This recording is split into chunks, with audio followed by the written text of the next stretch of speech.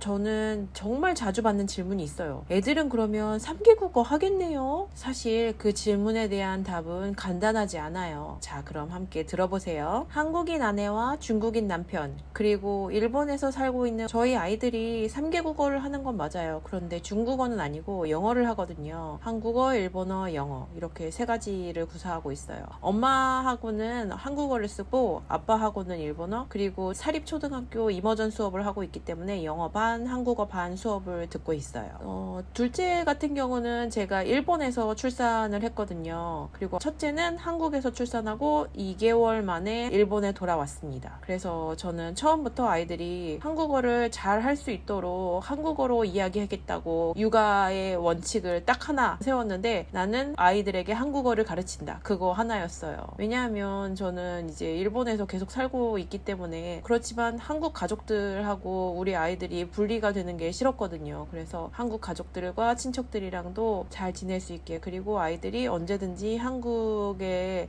가서 한국을 즐길 수 있도록 한국어를 이해하고 말할 수 있고, 그리고 친하게 지낼 수 있게, 그런 게 제 목표였어요. 그래서 집에서는 아이들에게 한국어만 쓰려고 노력을 많이 했어요. 그랬더니 첫째 같은 경우는 이제 3개월 반 정도 됐어요. 100일 정도 됐을 때부터 어린이집에 맡겼거든요. 뭐 둘째도 그렇지만 제가 일을 하고 있기 때문에 아이가 이제 1살쯤 됐을 때 조금씩 이게 말을 하잖아요. 근데 집에서 항상 저랑 이제 한국어로 이야기를 하다 보니까 어린이집에 가서도 이제 무무무 이렇게 얘기를 하는 거예요. 그런데 이제 남편이 그걸 보고서 너무 걱정이 돼서 적어도 생존은 해야 되지 않겠냐. 그래서 일본어를 꼭 써야 된다라고 생각해서 남편은 계속 아이에게 일본어를 쓰겠다고 하더라고요. 그래서 이제 남편은 중국어를 쓰지 않고 이제 일본어로 이야기하고 저는 한국어로 이야기하는 이런 시스템이 되었습니다. 그런데 이게 간단해 보이지만 사실은 쉬운 일이 아니에요. 뭐 엄마는 엄마 언어, 아빠는 아빠 언어 쓰면 애들이 다개국어 하는 거 당연한 거 아니야 라고 생각을 하지만, 제가 아이들과 한국어로 계속 이야기를 하고 있으면 남편이 그 한국어가 그 정도로 편한 건 아니기 때문에 약간 소외감을 느끼죠. 그리고 따라오지 못하고 그렇게 되겠죠. 근데 만약에 남편이 계속 이제 중국어로 아이들하고 했고 아이들의 수준이 이제 저의 수준을 이제 다 넘어서는 중국어가 됐을 때는 제가 반대로는 제가 소외감을 느끼게 되겠죠. 그리고 첫째가 이제 사춘기 나이인데, 그때 어떤 문제가 생기냐면, 제가 아이들을 혼내거나 아니면 아이들에게 무슨 말을 하고 싶을 때 일본어를 쓰잖아요. 그러면 엄마, 아빠 들으라고 일부러 지금 일본어 쓰고 있는 거야? 하면서 너무 기분 나빠하는 거예요. 그리고 이게 1대1로 전 딱 맞춰서 번역이 되는 게 아니잖아요. 그래서 아이가 이렇게 얘기한 거, 내가 이렇게 얘기한 거 자연스럽게 이제 번역을 하다 보면 직역이 안 될 때가 있는데, 아이들이 그러면은 왜 없는 말을 만들어? 이런 식이 되는 거예요. 그래서 너무 힘들구나. 이게 내 다개국어로 이제 집에서 생활을 하는 게 이게 보통 일이 아니다라는 생각을 하고 있습니다. 아이들이 언어를 쉽게 배우는 거는 사실이지만 엄청 쉽게 까먹어요. 예를 들어서 이제 같은 경우는 집에서 한국어를 많이 썼었지만 일본 초등학교에 들어갔을 때가 있었는데, 일본 친구들이랑 또 어울리고 이렇게 하다 보면 아이가 자연스럽게 일본어만 쓰려고 해요. 그리고 한국어를 쓰는 걸 좀 어색해하고 이런 게 오거든요. 반대로 지금은 한국 반, 영어 반 초등학교에 나왔잖아요. 그럴 때는 쓰는 언어에 익숙해지면서 또 일본어를 점점 잊어버리게 되는 거예요. 일본에 사는데도 불구하고. 그렇죠. 그러니까 이게 또 일본어랑 공부하는 지식 일본어 같은 경우는 또 다르기 때문에 아이들이 배우는 것도 쉽지만 잊어버리는 것도 쉽고, 그리고 또 조금 불편하면 금방 버리는 그런 경향도 있기 때문에 사실 다개국어를 유지한다는 게 쉬운 일은 아닌 것 같아요. 언어 하나를 제대로 구사하는 것도 어려운데, 여러 언어를 근데 동시에 이제 어린 나이에 아이들한테 가르쳐야 되는 게 쉽지 않았어요. 그래서 첫째 같은 경우는 저는 한국어, 일본어를 먼저 뭐 읽고 쓰고 뭐 이 정도 될 수 있을 때까지 가르치고, 거의 초등학교 들어가기 직전부터 이제 영어를 했어요. 좀 요즘 추세로 보면 조금 영어가 늦은 편이었죠. 그런데 이제 둘째는 나이 차이가 있고, 언니가 영어를 시작했을 때 거의 태어났기 때문에, 그래서 아기 때부터 듣고 보고 읽고 잘하게 된 거예요. 그리고 아이들을 제가 임신을 했을 때 저는 태교로 중국어를 공부를 했습니다. 그래서 저도 한 3년 5년 정도는 이제 또 하고, 그리고 뭐 수업도 듣고 시험도 보고 HSK 자격증도 따고, 그래서 공부를 했는데, 코로나 때문에 중국 시댁에 전혀 갈 수 없게 되고 그런 시기가 좀 몇 년 동안 이어지면서 저도 손을 놓고 아이들한테도 제가 조금씩 가르치던 것도 이제 손을 놓게 되었어요. 그래서 중국어는 뭐 아이들은 다 잊어버렸고 저도 많이 버렸더라고요. 하지만 자유롭게 중국에도 왔다 갔다 할 수 있기 때문에 1년에 한 번 정도 시댁에 가고 있고요. 그래서 아이들이 중국어에 대해서 관심은 있습니다. 제가 오늘은 둘째, 초등학교 3학년, 일본 나이로, 만 나이로는 8살이에요. 아직 생일이 늦지만 일본은 학령이 4월 출생부터 그 다음에 3월까지가 같은 학년이기 때문에 조금 이르지만 만 8살에 지금 3학년인데 막내에게 물어봤습니다. 다국적 가정에서 자라는 게 어떤지, 다국어를 배우는 게 어떤지, 그리고 어떤 언어를 편하게 생각하는지, 어떤 언어를 불편하게 생각하는지 이런 거를 들어보려고 인터뷰를 해봤습니다. 한번 들어보세요. 안녕하세요. 안녕하세요. 지금 몇 살이에요? 저는 지금 8살입니다. 몇 학년이에요? 3학년이에요. 둘째 씨는 엄마는 한국 사람이고 아빠는 중국 사람인데 지금 일본에 살고 있잖아요.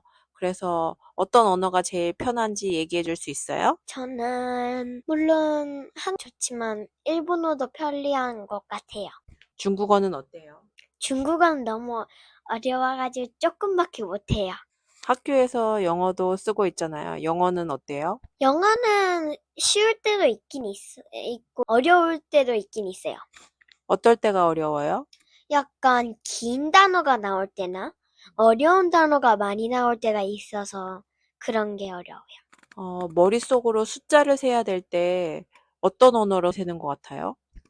저는 한국어랑 일본어로 쓸 때가 많습니다. 일본에서 사는데 어떻게 이렇게 한국어를 잘하게 되었어요?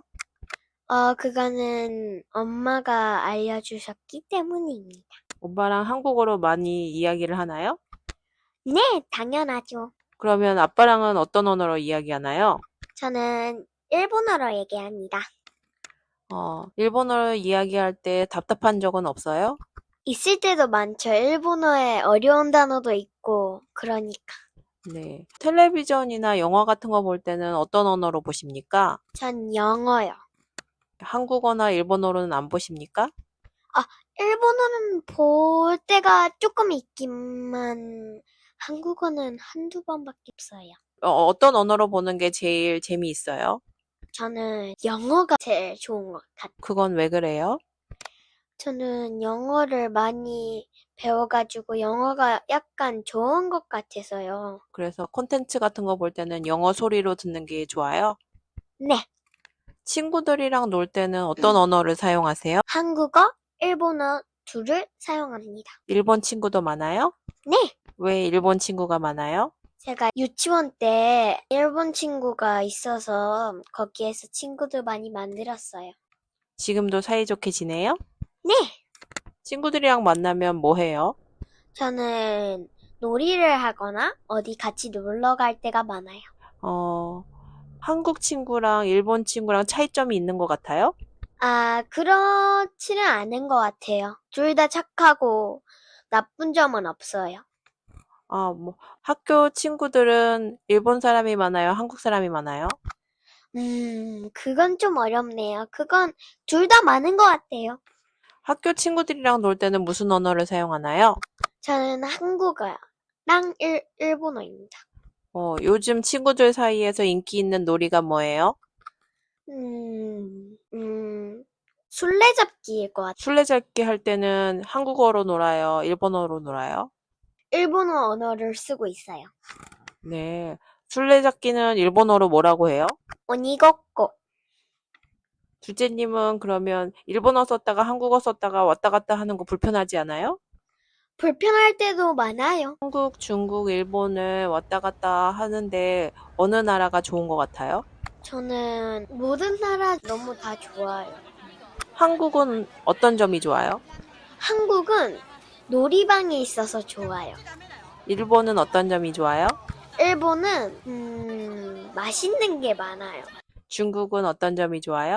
중국은 화려한 게 많아요.